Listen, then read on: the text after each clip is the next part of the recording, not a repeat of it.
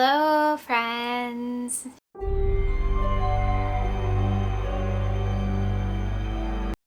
And welcome to a weekly reading vlog where I'm going to be reading some vampire books and doing some Halloween decor hunting. I'm super excited I've already been to AtHome, and I will put in some of the footage in a minute, but I will talk about which vampire book I'm starting the vlog out with. I have a couple picked out, but I'm not sure which ones I'm going to get to, so I'm going to keep it a surprise so I don't say a bunch of books and then I don't read them, because I do that a lot.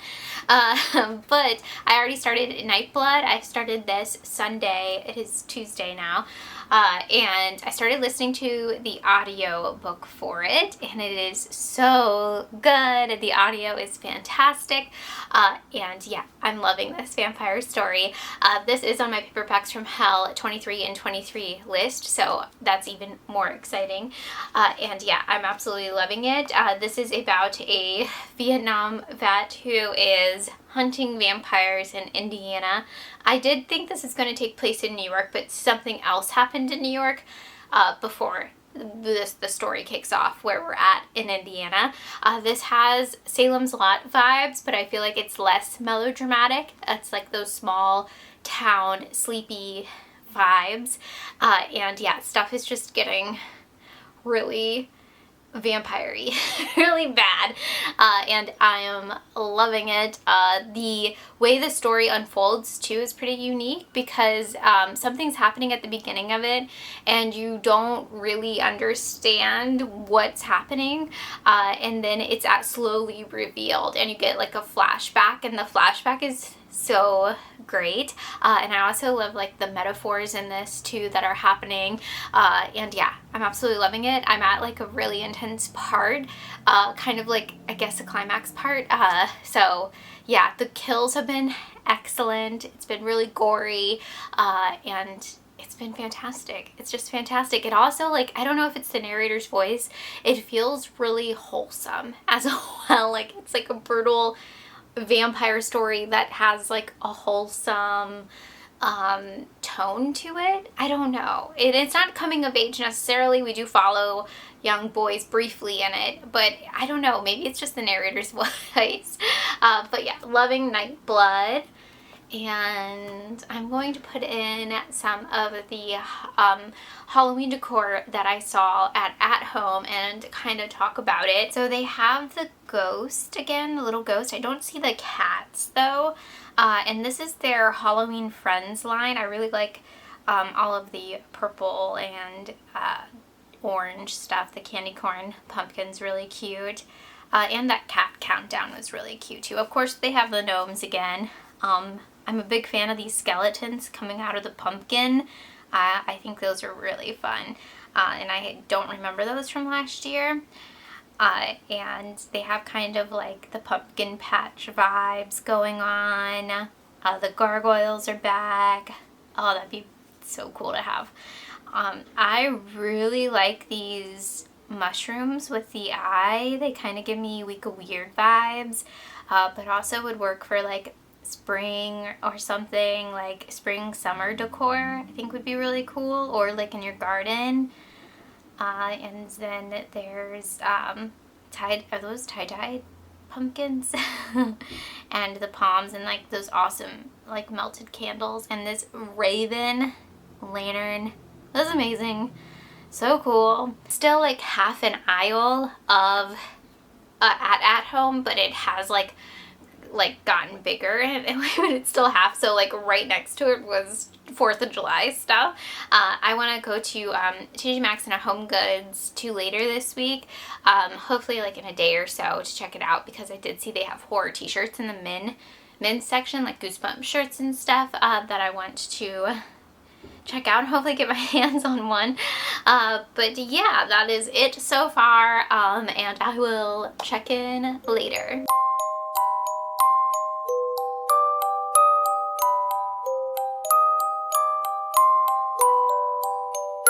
Okay, so it has been a full day since I last checked in, but I did finish I have some books. I finished one book. I finished Night Blood by T. Chris Martindale, and I absolutely loved it. I'm giving it 5 stars. It was fantastic. Oh, so good. The action and like the tension and the build up to the action itself was so good. I do wish I wanted like a little bit more of a backstory of like our main baddie, but overall it was just a fantastic time. Oh my gosh, so great. And when I said this is like a wholesome book, it is, but there is like a lot of graphic stuff in it and some disturbing stuff that does happen.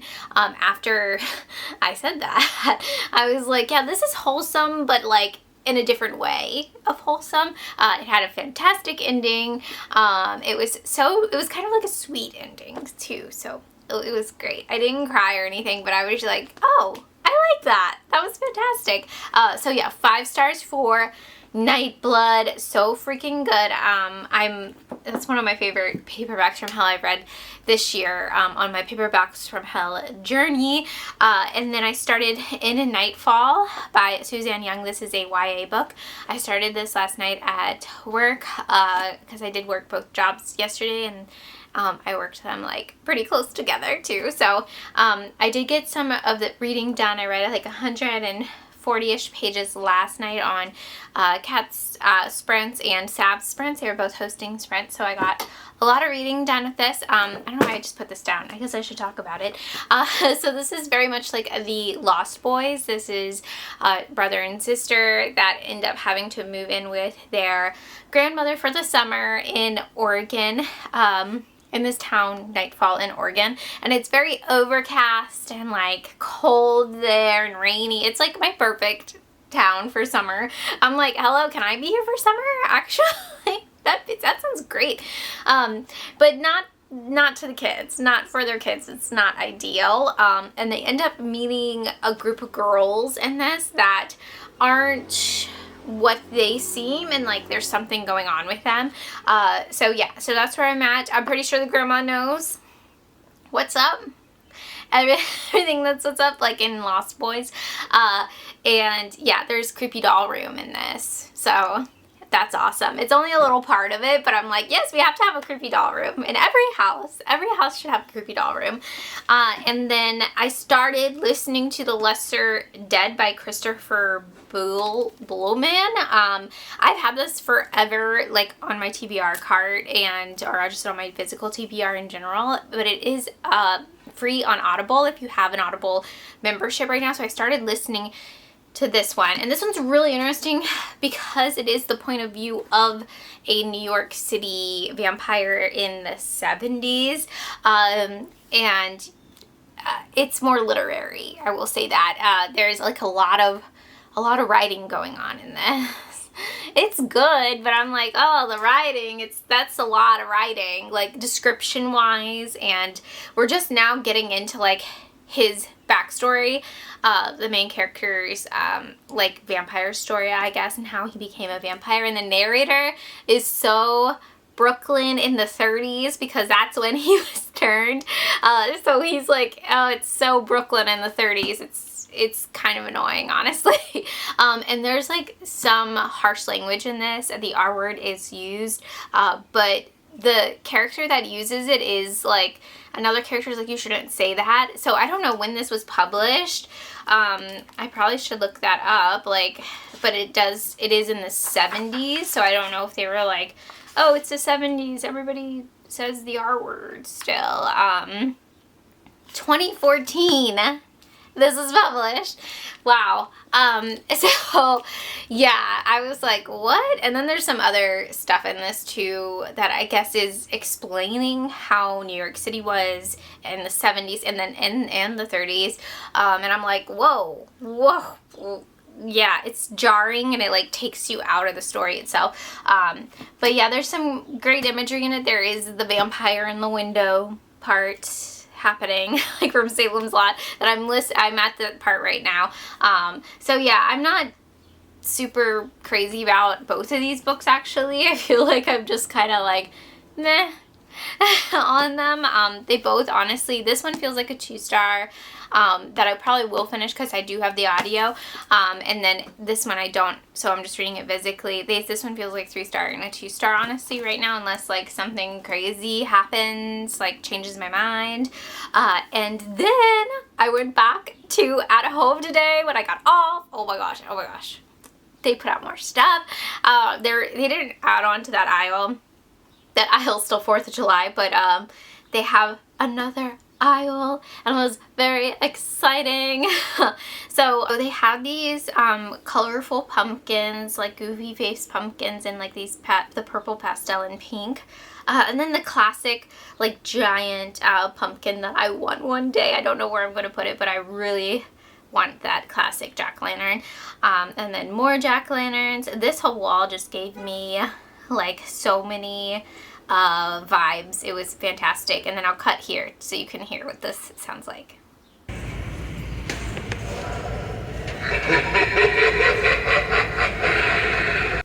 That just went on forever, so I probably won't stay on it. I felt bad because there was a worker in this aisle, and I was like, oh no. She's like, she's so annoying. Oh my god. I love those black cats. So cute.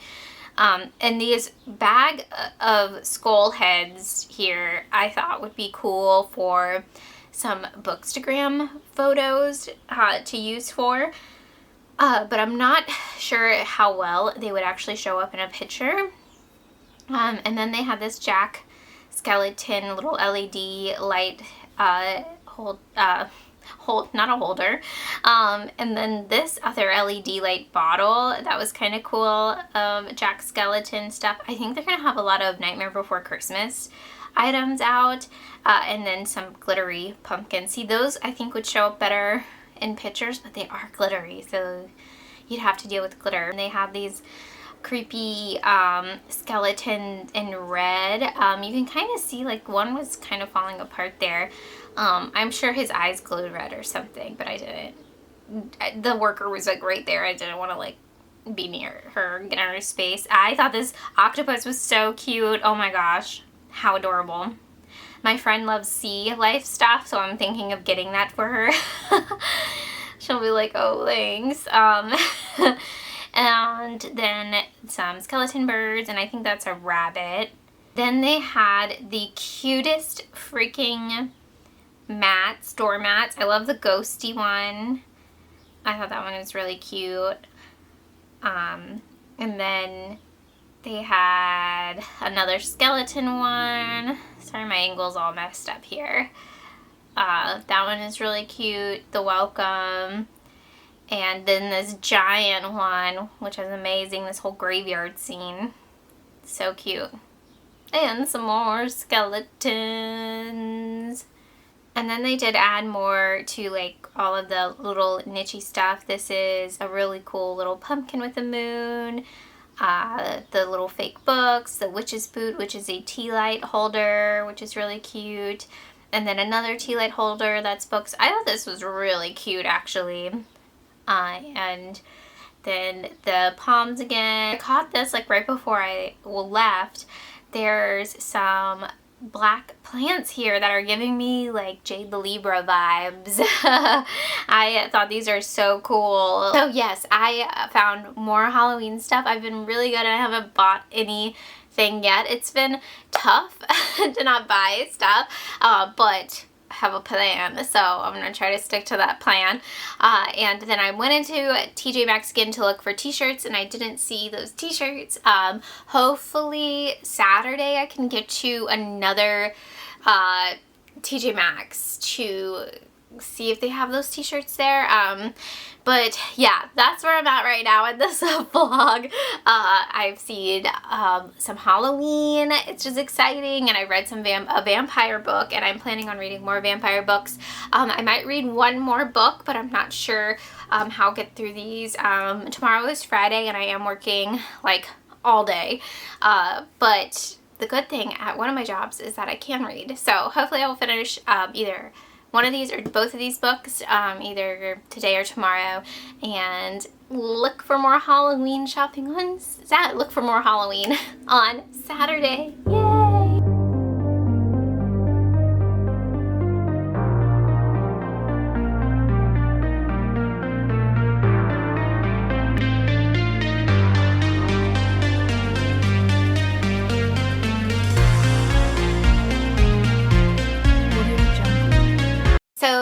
been 2 days since I last checked in.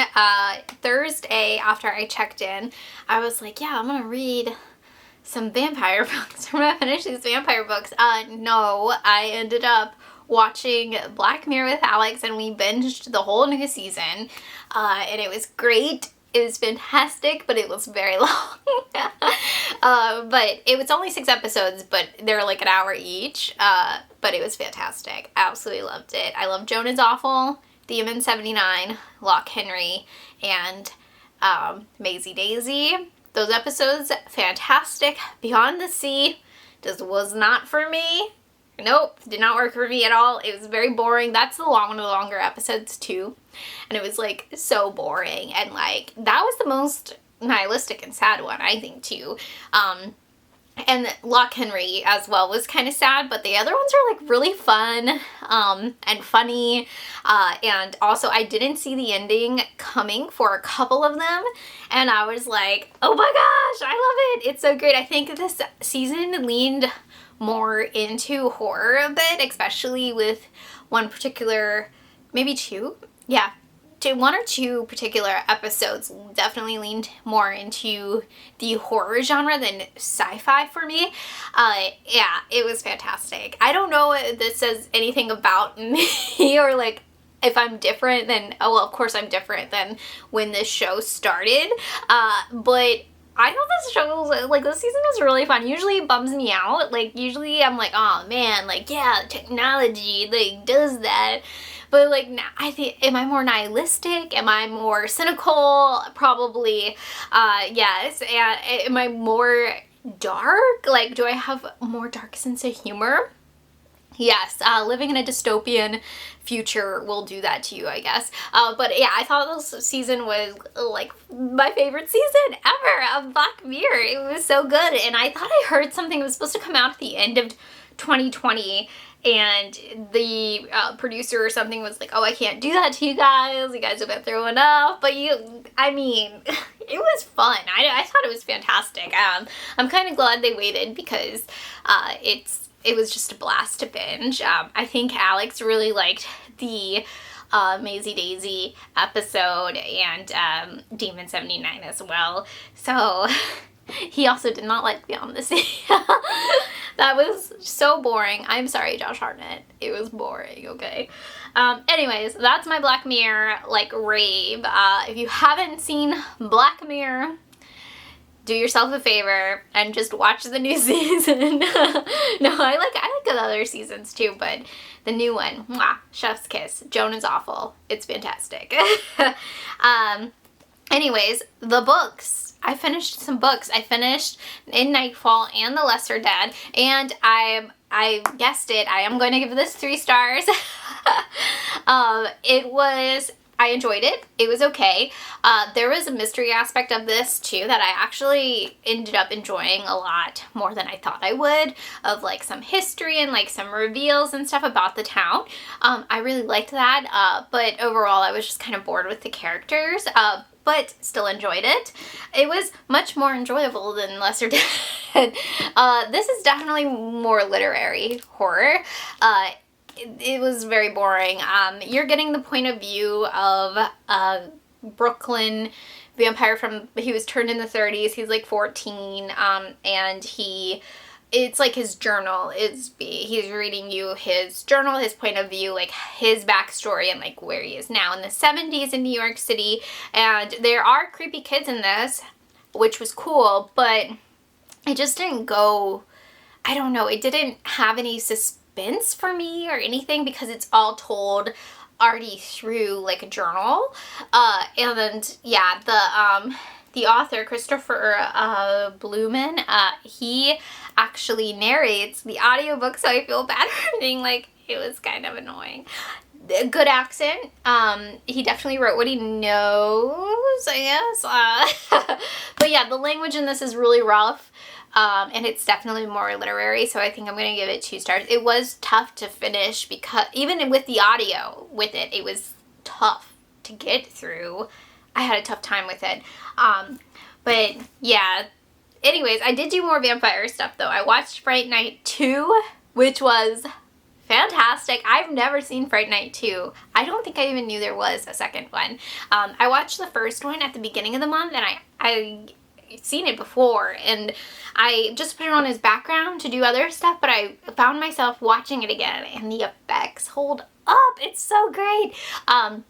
Yeah, that movie's really good. I really like Peter, that character Peter, the Fright Night host, and like his arc in the first Fright Night is so good, and they kind of carry it over in the second one, but it's not as good, I feel like. But he's still like he still has to like overcome that fear of the vampire itself. It's like he kind of has to shift his brain a little in the second one again. He's like, oh yeah, like, and he's boasting about it, and then when it happens again, he's like, no, I don't really want to deal with it, like, which I get. But yeah, he's like one of my favorite characters, other than the main character, who is just going through it in this one. There's also a part where his new girlfriend reads Dracula, and she's like, oh, I get it. This is a good book. Like, I get your delusion now. It's so funny. She's like, you have good taste in literature. This is a very good book. And then, yeah, that was fantastic. The effects still great in it. It was really fun. I love the lighting in it too. There's like really great shots and some awesome action sequences, and it was fantastic. And it made me think too, because this is like, it is sexy like the first one. There's like sexy scenes and stuff with the vampire, and I was thinking, I was like, oh my gosh, the first one is so inappropriate, like the sexy parts, because I'm pretty sure that girl's in high school and this vampire is like 3,000 years old. Like, what is happening? That's one of my biggest things with vampires too, is like that happens in The Lesser Dead with him being 14 when he's turned 14 or 16. It's like, this is so inappropriate, like, because you're a child. I think it happens in The Fledgling as well by Octavia E. Butler. It's like, this is so inappropriate. Like, it just makes me feel gross and like icky. It's like a gross thing about vampires. Not that they suck people's blood, like, that's okay, but like, ugh, that whole situation, you know, weird. But it made me think of that. I was like, that could be, yeah, not great. Anyways, I did watch another vampire movie. I watched a Hammer vampire movie at work. These are both on YouTube, by the way, Fright Night 2 and Kiss of the Vampire, I believe. It's either Kiss or Curse of the Vampire. I'll put it up here, but the opening of this is fantastic. It's like a gothic setting for a funeral, and this dude just walks up to the grave, like the tomb is in there, and he just like throws a freaking spike into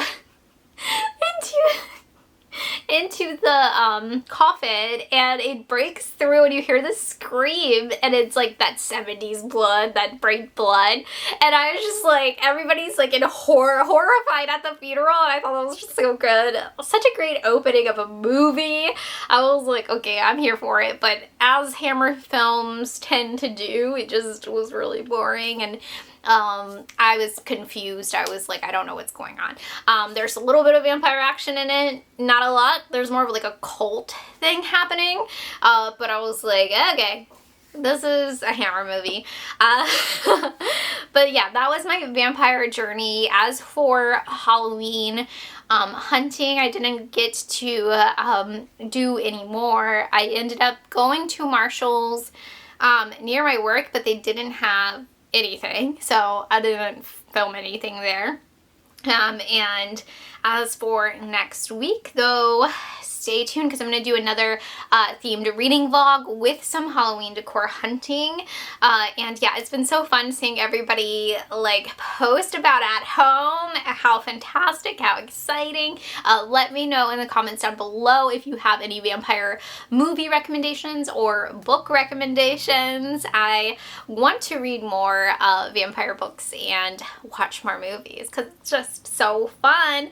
And have you guys seen any Halloween decor out there? Let me know. I think Michael's and Joanne's are like up next after AtHome, if I'm correct. If my research is correct. But you guys have a fantastic day. Bye.